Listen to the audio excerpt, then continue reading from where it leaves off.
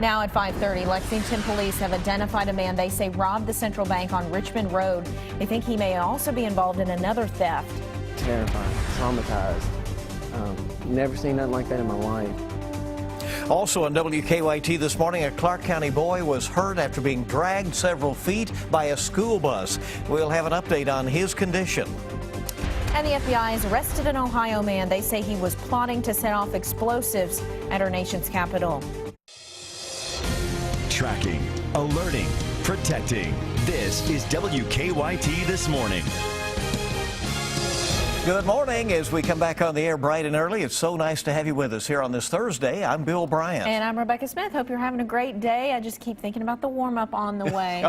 Eagerly, right? Yeah. Looking forward to that. Looks like tomorrow and Saturday looking really nice, but maybe some flurries this morning. Let's check in with meteorologist Micah Harris. There he is. Good morning. Hey, good morning, guys. Yeah, we do have a few flurries here and there. I think the bulk of the snow has really slowed down a bit, but still it's going to be there as we work our way through the latter portion of the morning off into early afternoon, and you can see that back toward the west. There's a little bit more back behind that too, as it slowly but surely will glide toward the east. Now, I-64 southbound, that is the best shot at picking up at least some accumulation today.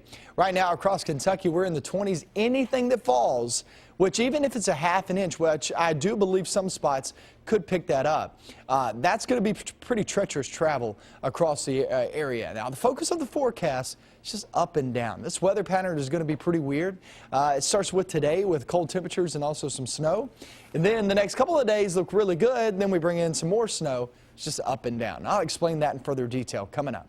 Okay, and here's the latest now from WKYT News. There were some frightening moments for a school bus full of children in Clark County after a student was dragged by the bus for several feet. It happened Wednesday afternoon on Clintonville Road near US 60. The elementary school student is now recovering from his injuries, and witnesses say they have just never seen anything like it. Let's go to WKYT's Mark Barber live from Clark County with the latest on this bizarre situation. Good morning, Mark.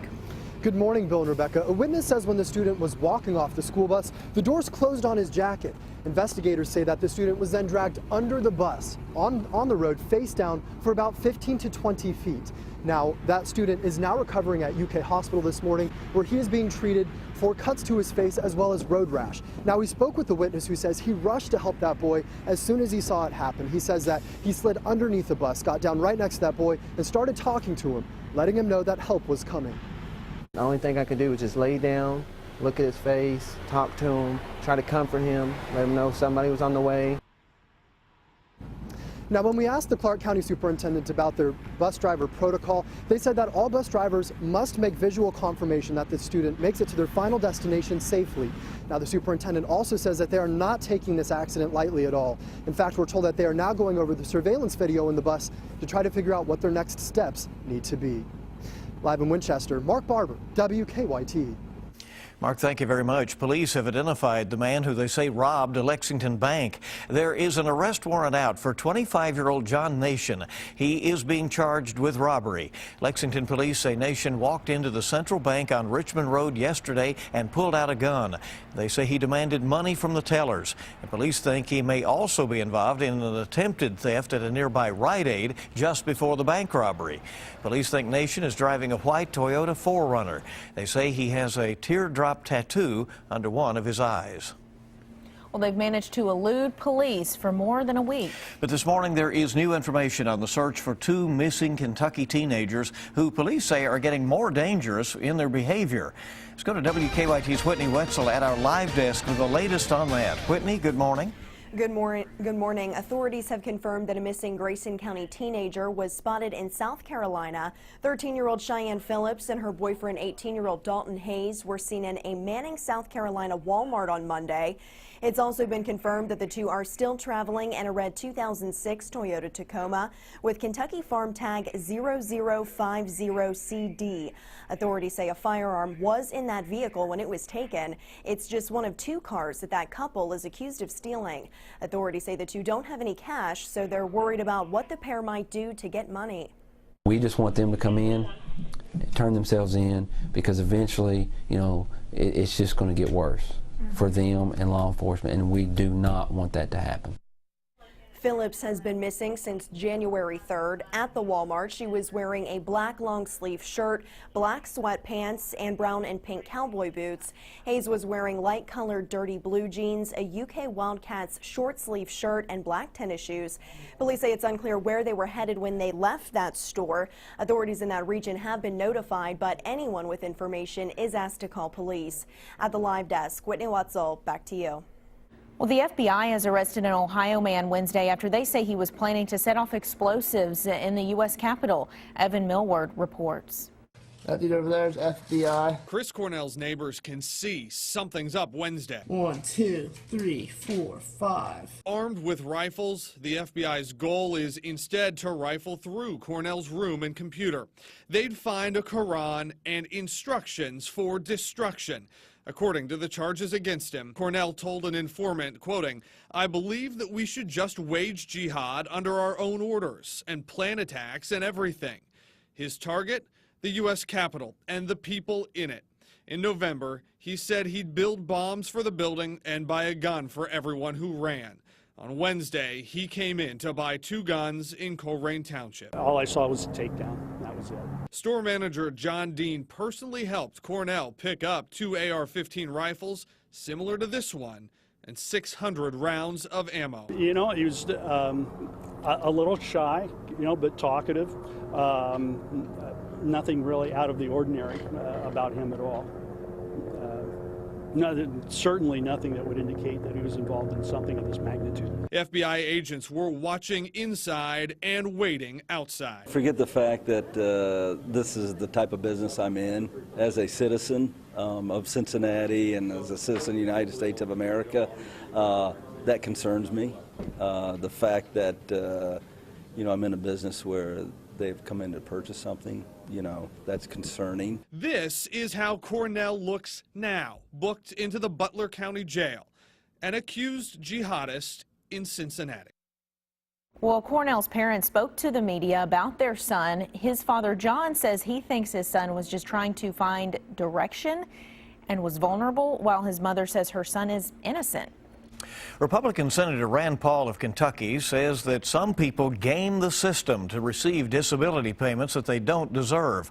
Paul met with some Republicans in the primary state of New Hampshire, where he talked about how fraud is a widespread problem in disability programs that help people injured at work. Who doesn't get up a little anxious for work every day and their back hurts? Everybody over 40 has a back pain. And I'm not saying there aren't legitimately people who are disabled, but the people who are the malingerers are the ones taking the money away from the people who are paraplegic, quadriplegic. The Democratic National Committee seized on the comments, calling them offensive. In a later interview with the Associated Press, Paul dismissed the criticism and said the federal government does not do an adequate job of policing a system that is in need of reform. Well, 4 people had to be taken to the hospital after a huge fire ripped through a Louisville condo building. And firefighters think that boiling eggs are what started the whole fire. The Wildwood condominiums in Fern Creek caught fire late Wednesday morning. Firefighters say a man on the first floor was boiling some eggs, and that's what started the fire. He tried to put the fire out himself, but as you see there, it quickly spread. Firefighters rescued 2 people and some pets from the burning building. The condo building is a total loss. A woman is dead and a man is in critical condition after a wreck in Adair County. The accident happened on Kentucky 206, a couple miles east of Columbia, Wednesday afternoon. State troopers say 38-year-old Brian Harvey and 40-year-old Ina Copley were traveling east in an SUV. It went off the shoulder and down an embankment. Harvey was taken to U of L Hospital where he's in critical condition. Copley was pronounced dead at a different hospital. Troopers are still investigating, but they do think alcohol may have been a factor in the crash. If you thought the lines for security were longer than usual at Rupp Arena for the latest basketball game, you're not alone. Many people who went to Tuesday night's UK game said it took them longer to get through security. So we asked Rupp Arena officials if anything had changed, and they told us that they thought it was a good measure, a good safety idea, to start inspecting coats.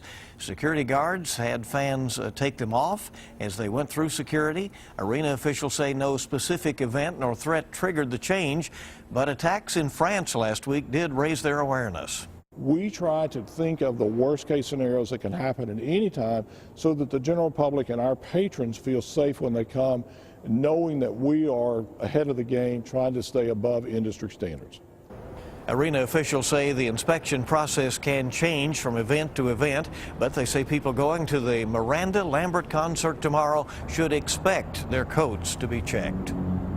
A new animal shelter serving much of southeastern Kentucky could open by March 1st, but workers still need your help making it happen. A fire destroyed the Knox-Whitley Animal Shelter a little more than a year ago. The new building just outside Corbin will be 3 times larger, but it's also more expensive. The shelter director says they still need about $100,000. Our problem right now is we're still paying rent in our temporary spot that we're at, while we're also ramping up on a bank loan on trying to get into this one. Shelter workers say you can help by donating supplies or by paying $600 to have a kennel named in memory of someone. We have information on how you can do that at WKYT.com. 2 guys have become the first free climbers to make a notoriously difficult climb in Yosemite National Park. Tommy Caldwell and Kevin Jorgensen achieved their goal on Wednesday. They are officially the first to reach the top of El Capitan by climbing the Dawn Wall without gear to hoist them up. The men used only their hands and feet to climb the 3,000-foot vertical rock face. The only ropes they used were specially designed to catch them if they fell. The president congratulated the 2 men. He tweeted them saying that they remind the country that anything is possible.